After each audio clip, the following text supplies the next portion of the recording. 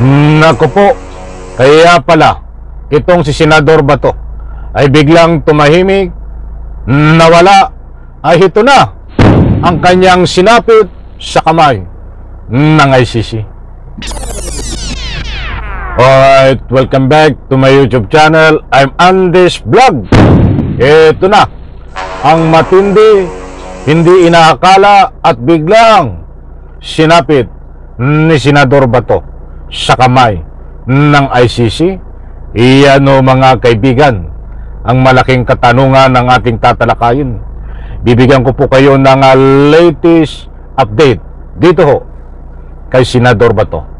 Mga kaibigan, hindi naman po lingid sa inyong kaalaman na marami ho ang naglabasan na itong si Senador Bato ay nag-apply ng visa papunta ho diyan sa Dahig, Netherlands, upang bisitahin itong si Digong Duterte na nakakulong diyan po sa kulungan ng ICC sa Netherlands. Pagkaraan po ng mga pahayag na yan ni Senador Bato, ay nag-post naman ho si Senador Bato na siya ho ay nasa bansang Europe na, at marami rin po ang naglabasan na itong si Senador Bato ay nasa Dahig, Netherlands na upang bisitahin itong si Digong diyan po sa kanyang kulungan sa ICC. Mga kaibigan, ang tanong, nasaan ngayon si Senador Bato? Ito ba ay hindi na makakabalik ng Pilipinas at hinarang na ba ng ICC? Kaya po ngayon ay tahimik si Bato, ay nasa kamay na ba ito ng ICC? Marami po ang nagtatanong, mga mahal kong taga-subaybay. Yan po lahat mga kaibigan, ang bibigyan po natin ng linaw. Isang like muna sa video na ito kung nagustuhan nyo po. Sabay-sabay po nating i-like ang video na ito. Sa lahat ng hindi pa nakasubscribe sa aking YouTube channel, please subscribe. Maraming salamat po. Heto mga kaibigan, nandiyan po mga mahal kong taga-subaybay, ipaplas ko po sa screen ang larawan. Ito po ay post ng Pilipinas Today. Nandyan ho, noong May 24, na itong si Bato ay nasa part na ng Europe upang bumisita kay dating Presidente Digong sa kulungan ng ICC. Ipapakita ko rin dito. Nandiyan po sa screen. Balik na lang po tayo sa mga ika nga po ay nakaraan na yan, sapagkat and connection, kailangan po natin maunawaan ito. Nandiyan po mga mahal kong taga-subaybay, babasahin ko, maliwanag po diyan. Senador Bato, Schengen visa sa Dahig nasa Australia ka na. Babasahin ko po ang nilalaman yan.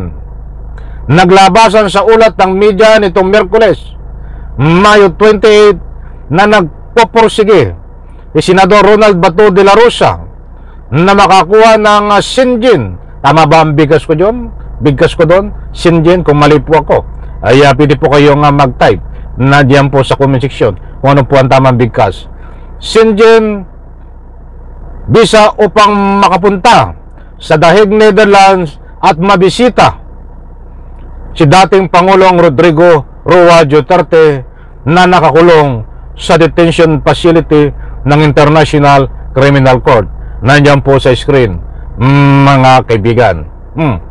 At mayroon pa rin po akong babasahin para sa inyo, para po tayo ay mayroong batayan mga kaibigan, na hindi po tayo nag-iimbento itong ating anumang tinatalakay. Buhatin po sa Pilipinas Today, ipaplas ko din po diyan sa screen. Ito ho ay medyo against the light tata. Yan.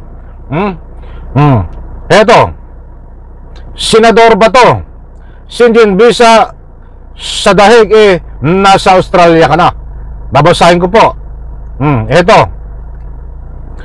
naglabasan sa ulat ng media nitong Miyerkules, Mayo 28, na nagpoporsige si Ronald Bato de la Rosa na makakuha ng Schengen visa upang makapunta sa dahig Netherlands at mabisita si dating Pangulong Rodrigo Roa Duterte na nakakulong sa Detention Facility International Criminal Court ICC. Subalit, bago nito si De La Rosa mismo ang nag-post ng isang larawan habang ito ay naglalamyerda sa Austria to, Austria noong Mayo, baka Australia, basta Austria ang babasahin ko kasi ito ho ang nandyan naman ho sa screen. Noong Mayo 24, 2025 na may caption na malamig pala sa Europe. Marami ang nagtatanong kay Senador Bato, batid mo ba nakabilang ang dahig Netherlands sa 29 na bansa na saklaw ng Schengen visa? Senador Ronald Bato de la Rosa, nandiyan po sa screen, mga kaibigan. Bakit ko po ipinakita yan? At bakit ko po binasa? Sapagkat mismo itong si Senador Bato na ho ang pinapaalam sa publiko na siya ho ay nandiyan sa part 2 ng Europe, at marami rin po naglabasan na itong si Senador Bato ay nasa dahig Netherlands na, mga kaibigan. So ngayon, ilang araw na po ang lumilipas, si Senador Bato ay tahimik ho at hindi nagpapakita sa social media. Nasaan ngayon si Bato? Marami ho ang nagbibigay ng anumang public opinion dito sa comment section. Babasa po tayo na naniniwala po siya, itong mga tagasunod ni Bato at ibang nagbibigay na against kay Bato ng kanilang public opinion. Ang mga sinasabi ho nila ay naniniwala na nasa dahig Netherlands itong si Bato para bisitahin si Digong. At mayroon din pong hindi naniniwala. Magbabasa po tayo. Hindi ka na makakabalik ng Pilipinas, kaya ka pala tahimik ng ilang araw dahil nasa kamay ka na ng ICC, hinarang ka na. Yan po ay pawang public opinion, mga mahal kong taga-subaybay. Binabasa ko lang po dito. Marami po dito mga public opinion sa post na ito, mga mahal kong taga-subaybay, na sila ho ay naniniwala na nandiyan po sa dahig Netherlands si Bato at ika nga po kaya tahimik, hindi nagpapakita sa social media, ay hinarang daw po ng ICC, mga kaibigan. Any reaction po? Naniniwala po ba kayo na itong si Senador Bato ay nandiyan sa dahig Netherlands? Kung magbabatay po tayo sa kanyang mga post at sa pinapakita ng kanyang mga galawan diyan po sa binahagi ko po sa iyo sa pamamagitan ng kanyang mga tagasunod, ay naniniwala sila na nasa dahig Netherlands itong si Bato. Na reaction po, kung naniniwala po kayo na itong si Bato ay nasa dahig Netherlands, ayaw lang magpakita sa camera, nagtatago, ay pwede po kayo magbigay ng anumang public opinion. Mga kaibigan, disclaimer lang po, hindi po tayo nagpapakalat ng anumang fake news. Kung nasabi po natin na itong si Bato ay nasa dahig Netherlands para bisitahin itong si Digong, yan po ay meron po tayong batayan. Kung nasabi man natin na itong si Bato ay hinarang ng ICC, yan po ay pawang public opinion na binasa ko lang po.